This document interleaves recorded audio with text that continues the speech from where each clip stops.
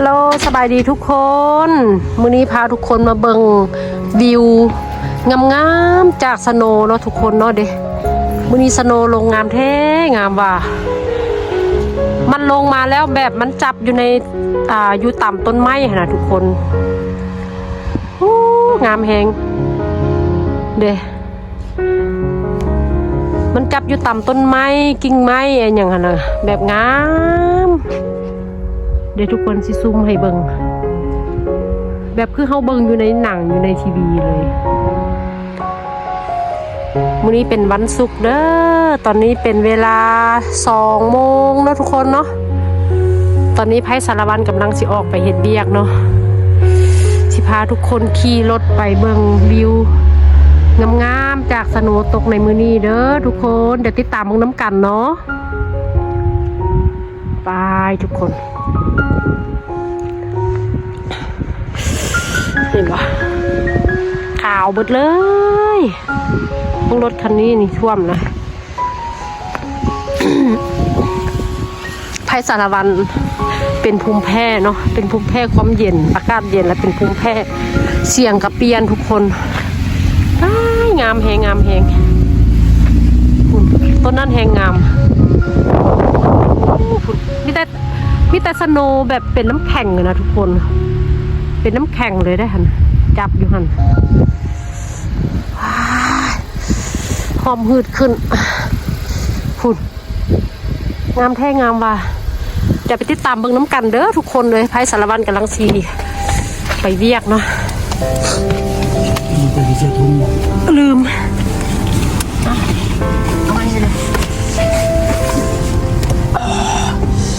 โอเคเดี๋ยวไพศาลวันตั้งกล้องกันเด้อทุกคนเลย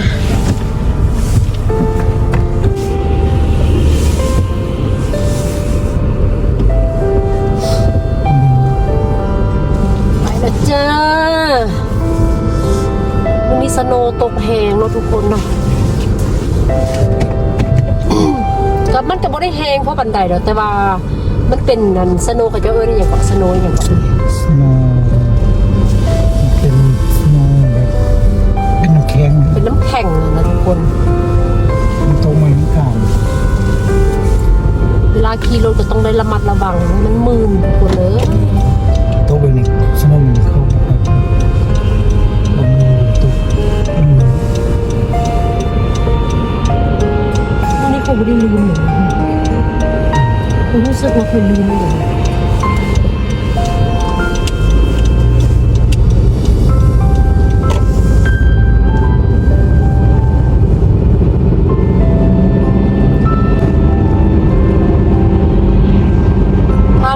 ชมเมืองเด้อสโนว์ตกชมวิวงามๆเนาะ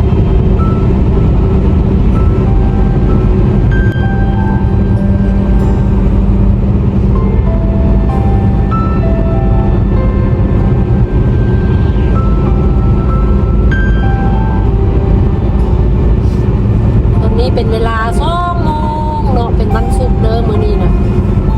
ไพศาลวันบ่ได้ลงคลิปโดนเพราะว่า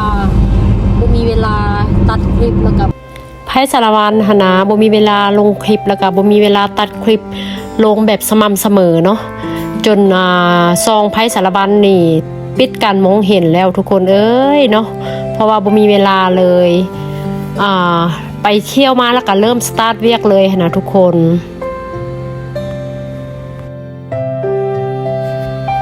ฮัลโหลทุกคนสบายดีเด้อสบายดีพ่อแม่พี่น้องทุกคนเนาะอีกครั้งหนึ่งตอนนี้ไพศาลวันกำลังสิเดินทางไปเวียกเด้อเนาะตอนนี้ก็เป็นเวลา2 โมงเนาะไพศาลวันกำลังสิไปเวียกเนาะไพศาลวันก็เลยพาทุกคนขี่รถเลาะชมหนทางที่ว่าไพศาลวันกำลังสิไปเวียกเนาะเพื่อเบิ่งความงามของสโนว์ตกในมื้อนี้เนาะเพราะว่ามื้อนี้จะเป็นมื้อที่ว่าสโนว์ตกแล้วแบบงามขนาดทุกคนสโนว์หันบ่ได้ตกหลายเนาะแต่ว่าสโนว์ตกสุดนี้นี่จะเป็นคล้ายๆแบบว่ามันตกลงมาแล้วมันจะเป็น น้ำแข็งนะเป็นน้ำแข็งแล้วจับอยู่ตามงาไม้กิ่งไม้ต้นไม้อย่างนะทุกคนแล้วก็เฮ็ดให้บรรยากาศเนาะวิวนะงามแฮงทุกคนเห็นบ่ทุกคนขาวเบิดเมืองเลยทุกคนงามอีหลีเลยเพราะว่าภาพแบบนี้นี่นะบ่ค่อยได้เห็นหลายเนาะเพราะว่ามันเป็นภาพที่ว่าเฮาเคยเห็นอยู่ในโปสเตอร์บ่อยู่ในทีวีอยู่ในหนังที่ว่าเขาเคยเบิ่งหนังต่างประเทศนะทุกคนไพศาลวันก็ได้เห็นกับตาก็แบบงามแฮงแล้วก็ทึกใจนะทุกคนไพศาลวันหันมักสโนมันตกแบบนี้แหละมันงามเนาะทุกคนเนาะกะมื้อนี้หันจะเป็นมื้อที่สโนตกตั้งเต็มคืนพุ่นแหละทุกคนเนาะตอนนี้ไพศาลวันก็เลยไปเวียกขี่รถไปเวียกก็หาก็เลยว่าถ่ายคลิปนะทุกคนให้ทุกคนได้ชมบรรยากาศไปน้ำกันเนาะโตรถทางหน้าที่ว่าเป็นไฟแมบเห็นบ่ทุกคนไพศาลวันกำลังสิไปฮ้อนเนาะ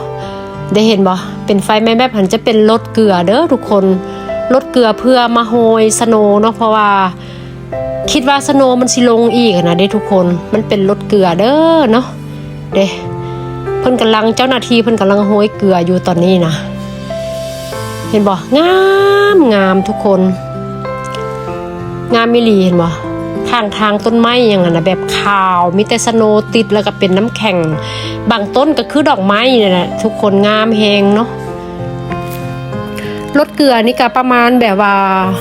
สโนตกแบบนี้นี่นะเป็นสโนที่ว่าตกมาแล้วมันเป็นน้ำแข็งนะทุกคน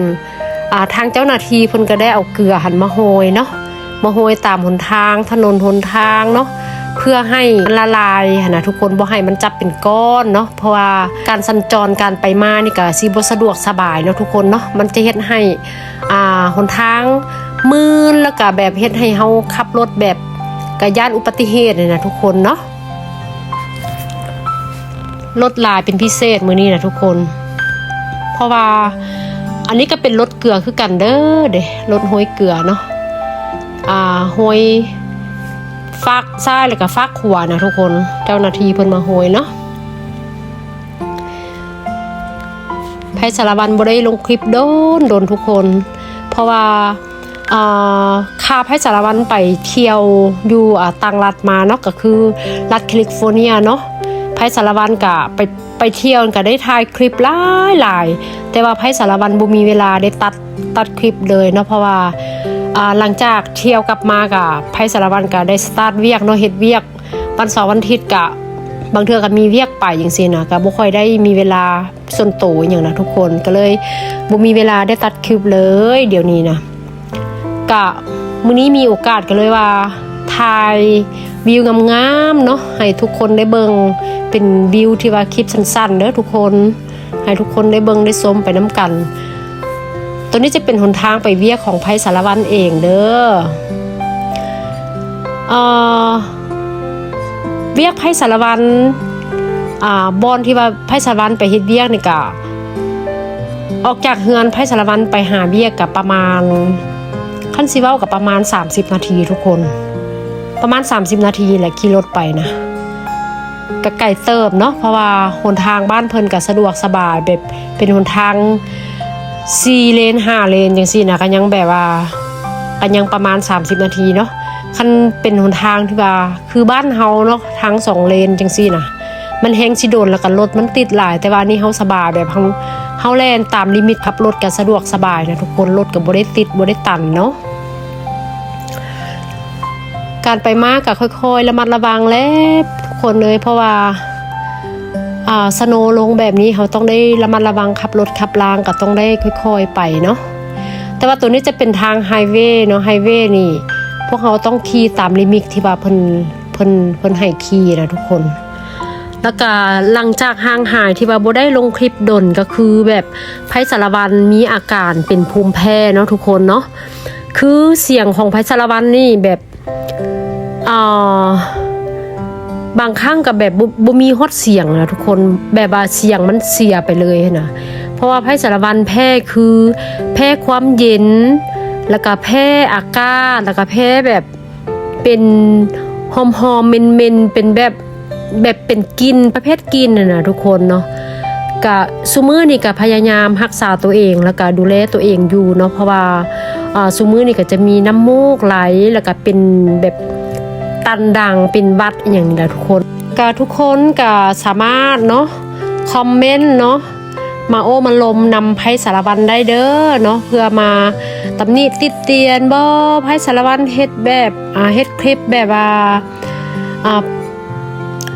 ท่านผู้ชมแบบเบิงแล้วแบบว่าโอ้มันเป็นนั้นนี่อย่างนั้นนะสามารถแบบตำหนิติชมมาได้เนาะเพื่อไพ่สารวันก็สิได้ปรับปรุงตัวของไพ่สารวันเองเนาะเพราะว่าไพ่สารวันก็เป็นยูทูบเบอร์ที่ว่าบ่ได้เป็นมืออาชีพเนาะกับไพ่สารวันก็เริ่มเรียนรู้ไปเทอละน้อยเทอละก้าวนะเพราะว่าการเป็นยูทูบเบอร์เนาะการเฮ็ด YouTube ของไพ่สารวันนี่แหละบ่ได้ไปปรึกษาไผเลยแล้วก็บ่มีผู้ใดแนะนำเลยแล้วก็บ่ได้มีแบบครูแบบให้คำแนะนำอย่างเลยทุกคนเนาะเฮ็ดด้วยตัวเองเนาะทุกคนเนาะพยายามเรียนรู้ด้วยตัวเองนะทุกคนไพ่สารวันก็เลยอยากให้พ่อแม่พี่น้องเนาะอยากให้หมู่เพื่อนเนาะตำหนิติชมไพ่สารวันมาได้เลยเนาะว่าไพ่สารวันเฮ็ดคลิปแบบนี้มันเวิร์กหรือว่ามันดีบ่พอหรือว่ามันบ่ดีแนวใดนะอยากให้ทุกคนตำหนิติชมไพ่สารวันมาได้เลยเนาะเพื่อไพ่สารวันจะได้มาปรับปรุงโตแล้วก็มาเฮ็ดคลิปวิดีโอให้ทุกคนได้เบิ่งแบบว่าดีขึ้นเทื่อละก้าวนะทุกคนเนาะเพราะว่าการเฮ็ดคลิปวิดีโอที่ว่าลง YouTube นี้เนาะไพ่สารวันหันจะบ่มีผู้ใดแนะนำไพ่สารวันเลยเนาะแล้วก็บ่ได้มีครูอาจารย์แล้วก็บ่ได้มีผู้ฮู้ผู้ใดนะได้มาแบบว่าแนะนำไพ่สารวันเนาะทุกสิ่งทุกอย่างแม่นไพ่สารวันเรียนรู้ด้วยตัวเองและไพ่สารวันเนาะเฮ็ดคลิปตัวใดผิดพลาดประการใดไปก็ขอโทษขออภัยนำทุกๆคนหลายๆเด้อก็ตอนนี้พวกเขากำลังขี่รถเข้ามาในดาวเท้าเนาะของเมืองไผ่สารวันอยู่ตัวทั้งหน้านี่จะเป็นขัวเด้อทุกคนเลยเป็นสะพานเนาะเป็นสะพานข้ามน้ำมันเป็นแม่น้ำมันเป็นแม่น้ำเขาเจ้าเอิ้นว่าจังไดวะมันเป็นแม่น้ำแห่งหนึ่งเนาะอยู่ในนี่เป็นก็เลยเฮ็ดสะพานข้ามเลยทุกคนงามได้มันเป็นไฮไลท์อยู่ในเมืองของไผ่สารวันอยู่นี่เองเนาะทุกคนเนาะไผ่สารวันหันได้สามีเป็นคนไทยใต้เนาะบางครั้งเสียงไผ่สารวันจะออกไปทางไทยใต้เพราะว่าได้เว้าได้วาน้ำเพิ่นซุมือนะทุกคนบางครั้งแบบเสียงเลอไปทางใต้นะทุกคน ก็อยากหัวคนเจ้าของอยู่บางเทื่อกะฮัลโหลสบายดีทุกคนนี่อย่างมื้อนี้มาพบกับซ่องไผ่สารวันเว้าเนอไปแบบตั้งใจแฮงแบบตั้งใจเว้าบัดสุดท้ายแล้วเนอไปทางบ้านของสามีของไผ่สารวันเองนะแล้วก็แบบก็พากันหัวคอนกันแบบเอาเด้หานาทุกคนแบบว่าอยู่น้ำกันดนไปก็เริ่มเสียงสำเนียงอย่างก็เริ่มแบบเนอไปทางเพลินอย่างนะทุกคนก็เลยแบบว่าพากันหัวคอนกันเนาะแต่ก็บ่ว่ากันเนาะทุกคนเนาะ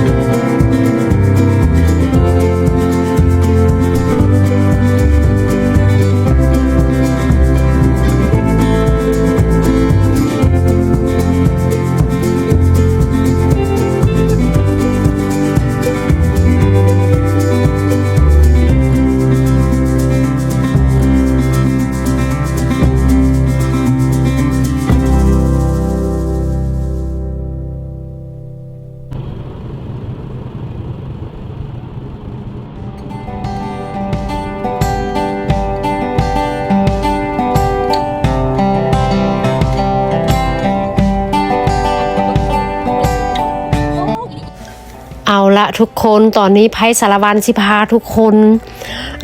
มาขี่รถเข้าทางโค้งทุกคนหนทางไปเวียของไพสารวันมันจะมีทางโค้งอยู่นี่เลยเด้ทุกคนตอนนี้ไพสารวันกำลังขี่เข้าไปทางโค้งเลยโค้งตัวนี้มันจะเป็นโค้งแบบเลข0เลยนะทุกคนเนาะแบบโค้งอีหลีได้แบบโค้งเป็นตะย่านนะทุกคนคันผู้ใดเรียนขับรถใหม่เนาะบ่สำนาญขับรถอีหลีนะมาโค้งนี่จะพากันตื่นตกใจแฮงเพราะว่าไพสารวันกะบ่มักโค้งนี่เพราะปันใดเพราะว่ามันโค้งอีหลีอีหลอเด้อทุกคนโค้งแบบเป็นเลข0เลยนะเฮ็ดให้เฮาแบบว่าโอ้ยมาฮอดแถวนี้ยามใดก็แบบว่าโอ้ยมันหยังคือมาโค้งแท้หยังน่ะมาฮอดนี่ยามใดนี่ไพสารวันจะว่าโอ้ยคือสร้างโค้งตัวนี้แท้เนาะอย่างไรประมาณนี้แหละทุกคนเป็นตะหวยหรือได้โค้งแบบโค้งแหงเนาะเฮาเบิ่งอยู่ในกล้องนี่คือบ่ได้โค้งคักเด้แต่ว่าเฮาไปเห็นตัวจริงนะแบบมันโค้งแบบคือเลข0เลยนะทุกคนเป็นตะย่านเด้อทุกคนเด้อทางโค้งตัวนี้นะไพสารวันหันขับรถก็เลยบ่ได้ถ่ายเจ้าของแล้วเพราะว่าคือย่านอุบัติเหตุเด้แล้วก็แบบมื้อนี้ก็สโนว์มันลงแล้วก็หนทางมันมืดน่ะทุกคนเนาะเพราะว่าหนทางนี่เบิ่งด้วยตาเปล่าจังซี่นี่บ่ได้ฮู้ว่ามันมืดแล้วก็บ่ได้ฮู้ว่ามันเป็นน้ำแข็งนะทุกคนแต่ว่าเวลาเฮาลงไปน่ะมันจะเป็นน้ำแข็งแบบย่างกับมืดๆน่ะทุกคนเราต้องได้ระมัดระวังเนาะฮัลโหลทุกคนตอนนี้ไพสารวันกำลังไปเวียกทุกคนให้ทุกคนเบิ่งบรรยากาศเนาะตามถนนหนทางเพราะว่ามื้อนี้สโนว์ตกแห้งก็บ่ถึงแบบให้แห้งทุกคนแต่ว่ามันงามหั่นน่ะมื้อนี้ไพสารวันเอาหมวกของสามีมาใส่เนาะทุกคนเนาะหนาวแห้งดิเพราะว่าไพสารวันอัน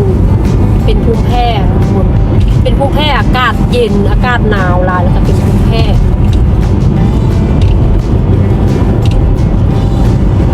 สบายดีทุกคนเด้อไพสารวันบ่ได้ลงคลิปโดนเพราะว่าตั้งแต่ไปเที่ยวมาไพสารวันก็อัดคลิปแบบบ่สม่ำเสมอแล้วทุกคนเพราะว่า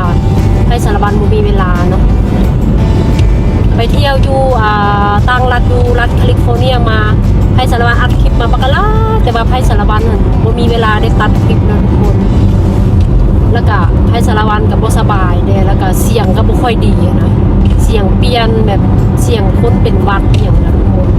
ไพสารวันนี่ก็เลยบ่ได้ตัดคลิปมื้อนี้อากาศดีแฮงมื้อนี้นะเลยว่าถ่ายเอาวิวสโนว์เนาะให้ทุกคนได้เบิ่งน้ำกันเพราะว่าวิวมันงามแฮงสโนว์ที่ว่าตกลงมาในมื้อนี้หั่นน่ะเป็นมันคล้ายๆแบบมันเป็นน้ำแข็งนะทุกคน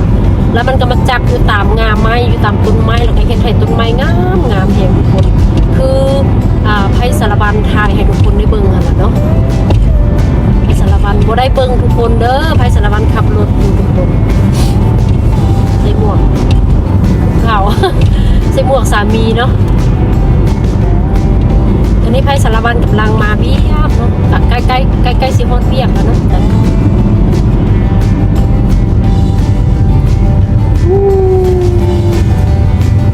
หนาวเย็นแฮงเนาะเสียงกับเปลี่ยนทุกคนเอ้ยมีแต่แนวเป็นยังมา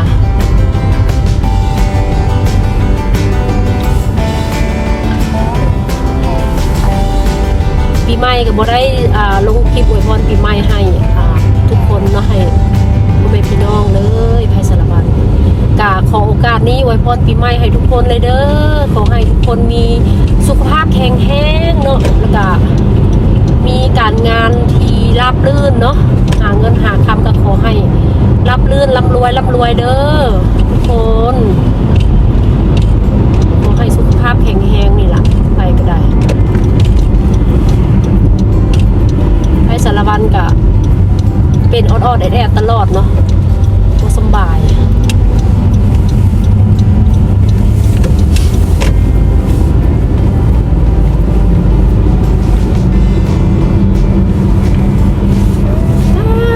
งามแฮง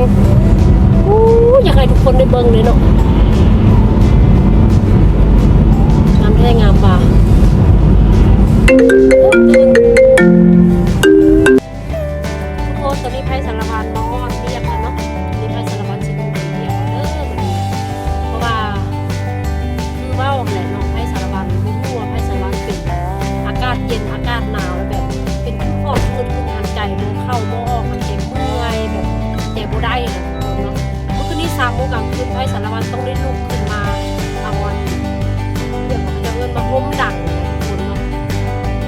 พ่สารวันก็จริงอันโอ้ยขอโทษเลยล่ะไพ่สารวันจริงนอนได้เนาะทุกคนเนาะจึงสวงขึ้นมาเนาะโอเคบัดนี้กะไพ่สารวันสิขอจบคลิปไว้เพียงเท่านี้เด้อฝากกดไลค์กดแชร์เนาะกดติดตามให้ไพ่สารวันแน่เนาะเพราะว่าช่อง YouTube นี่มันปิดการมองเห็นของช่องไพ่สารวันเนาะทุกคนเนาะ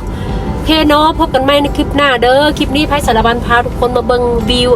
ชมวิวบรรยากาศที่ว่าสโนว์ลงเนาะทุกคนเนาะกะฝากเด้อฝากทุกคนเนาะช่วยกดไลค์กดแชร์กดติดตามให้ช่องไพ่สารวันเด้อขอขอบใจหลายๆโชคดีปีใหม่ทุกคนบ๊ายบายสบายดี